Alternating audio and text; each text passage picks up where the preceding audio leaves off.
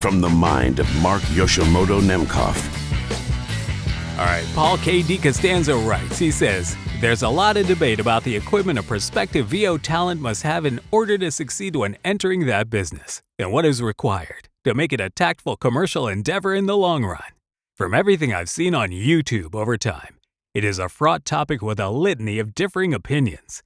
Some folks will say that you can break in very minimally with but a decent USB mic, and many clients won't notice or object. The other extreme says don't bother unless you have a TLM 103 or equivalent, or up, with equally high-quality peripheral gear, especially when aiming for higher-profile jobs because they may well care a great deal about your gear and want to know what you're using.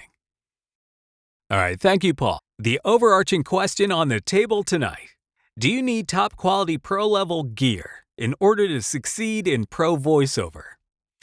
All right, my Reader's Digest version of the answer is yes, you do. You do need top-quality pro-level gear to succeed in pro voiceover.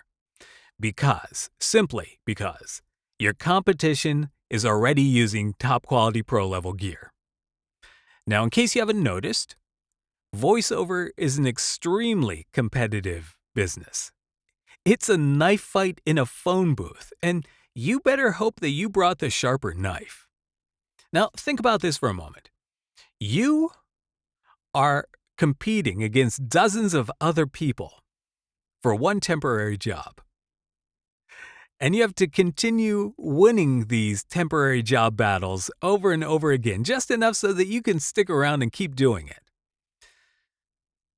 That is the breeding ground for a very competitive field. That is some Lord of the Flies stuff right there. It is dog eat dog. And so, when it comes down to it, right? Your work product, what you are outputting, what you're recording, right? It's going to be judged on two things: your technique and your sound.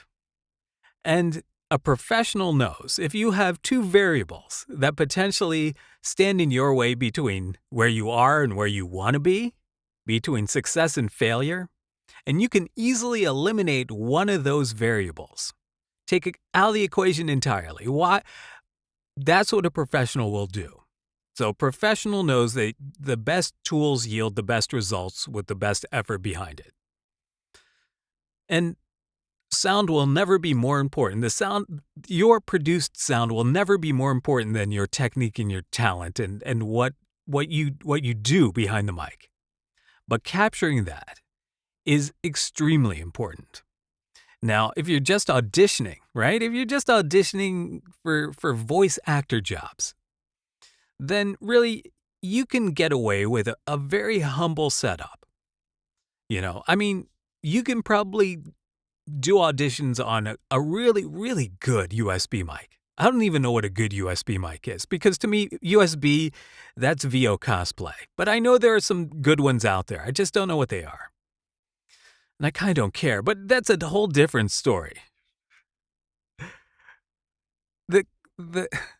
Ultimately, use what you have. Learn how to use it really well. And your gear is going to tell you how far it can take you. And you just have to be receptive enough to understand that if you're booking fewer gigs than you should, then you feel like you should. If you're booking nothing, if you're not booking anything at all, and you're auditioning like crazy, then really it's your technique or your sound. And that just means if you eliminate sound, you just have to suck less, or suck less more often.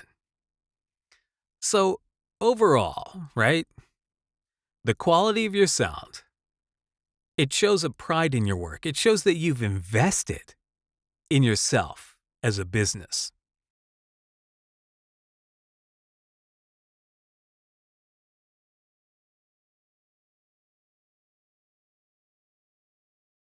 But I believe that you make the best joyful noise that you can out of your face, and you put it forth in this business. And you try to be a force of nature and break in and make things happen. And a huge part of that is making sure that your performance sounds amazing. What do you think? What do you think of this whole thing? I want to know. I know that you have an opinion. Paul, I know you have an opinion. This is a debate for the ages. You know, I'm a veteran of the cola wars of the 80s. So I've seen a lot of raging battles out there. And this to me is huge. What do you need to get in and stay in? Let me know. Leave a comment. Until next time, this is Mark Yoshimoto Nemkov, fading to black.